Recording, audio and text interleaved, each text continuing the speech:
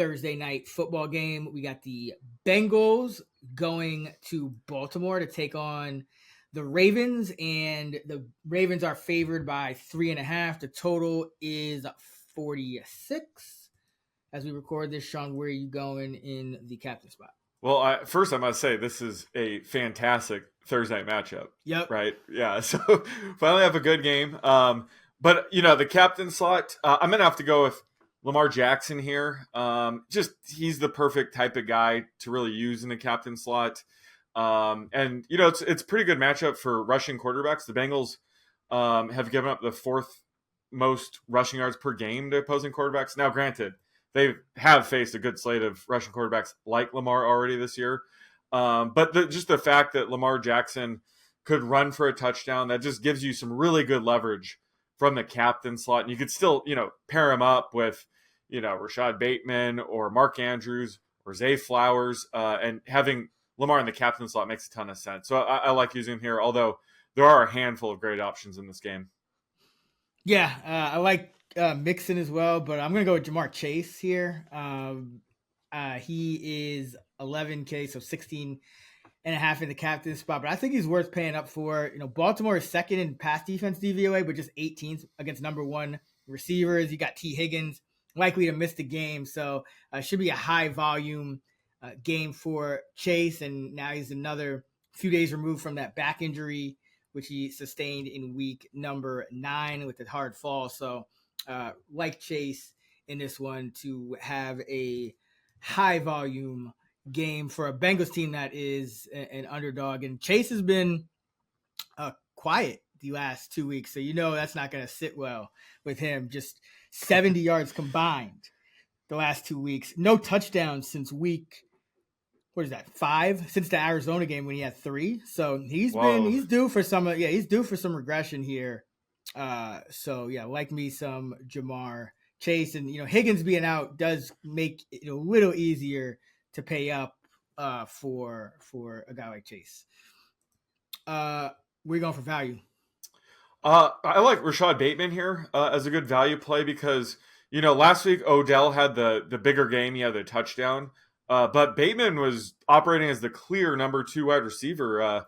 He had a 77% routes run rate. So I think just given he had a bit of a quiet game, 2 catches for 25 yards, most people won't know that he was running so many routes. So I love using him here. I think he's going to bounce back. And I think his rostership could be a bit lower than normal. I think we might see people gravitate towards Beckham. So it's excellent leverage against Beckham as well. So like I said, I like using Lamar in the captain slot and then pairing him up with a guy like Bateman in the my flex spots.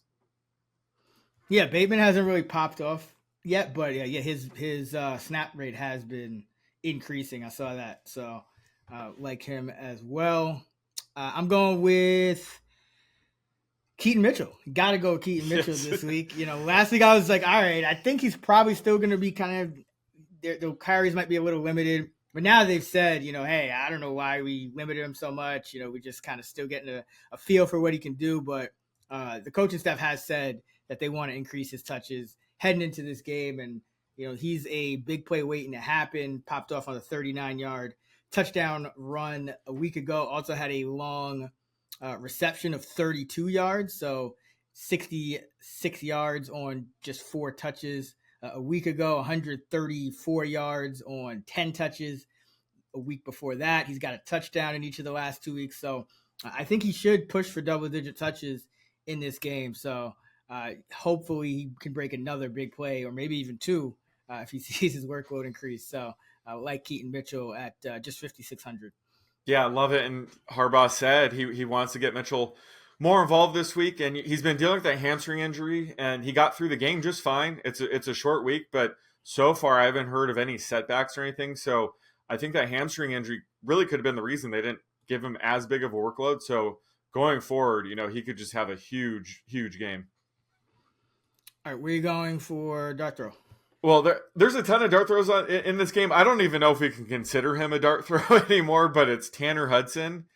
He's like 2.5K right now. And he's just had a massive 2-game stretch. He has 10 catches. But I'd rather highlight a guy like him that I'm projecting for a handful of catches and some guy that I'm projecting for like 0.7. So going with Hudson here, but he's, seeing an insane target rate, 40% on limited snaps. So, we saw his routes run rate go up from like 25% to 35%. So there's like way more room for growth. He could jump up over 50% if they really want to go with him over, Irv Smith or Drew Sample a bit more. Plus, with T. Higgins out, they are looking for, a bigger bodied guy to get some targets. So there's a real chance that Hudson could see even more of a routes run rate, maybe not as high of a target rate, and keep this pace up at least. So, I think his rostership might be a bit high for this game, but I don't really care at this price. I think he is worth it. And then maybe you can, get crazy elsewhere. But I love taking Hudson on this slate. Yeah, when they signed him to the active roster, they were looking for a spark at the tight end position, and Irv Smith wasn't really getting it done. And he did, Irv Smith did pop off early in that game a couple weeks ago against Buffalo, but he really hasn't been heard from as much since, whereas Hudson's been a lot more consistent part of this offense. So, yeah, I like Hudson as well. I'm going with Nelson Aguilar. He's $800 on DK. Damn. And, I mean, this Raven receiving core – every week, it's kind of tough to project their snaps after Zay Flowers. They've all been hovering around that 50% mark. And last week, Aguilar 53% for the season. Aguilar 53%. So he's been on the field about half the time. Way too cheap for a guy that is going to be on the field, 40 to 40% probably at worst, 50% of the time on average. And, the Bengals do play a decent amount of man coverage. We'll see. They have a different kind of plan against each week. But if they do, Aguilar's been that guy that he's a man coverage beater, so he can easily have a touchdown catch or a long catch and an 800. That's really all you need is like one or two catches if they're a big play. So I like him under $1,000 here. I think he's a steal at 8K.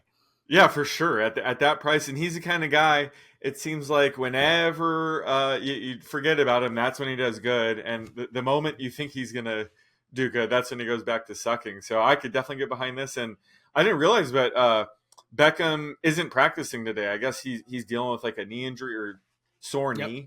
I don't know if that's his surgically repaired knee, but that's not good. So if he's out, Aguilar would get a huge spike. Yeah. Aguilar's been super quiet these last 3 games. Really, 3 games. He got a touchdown 4 weeks ago, but he's just 2 yards over his last 3 games. So I love buying low on guys like that. Always the guys that tend to pop when you least expect it.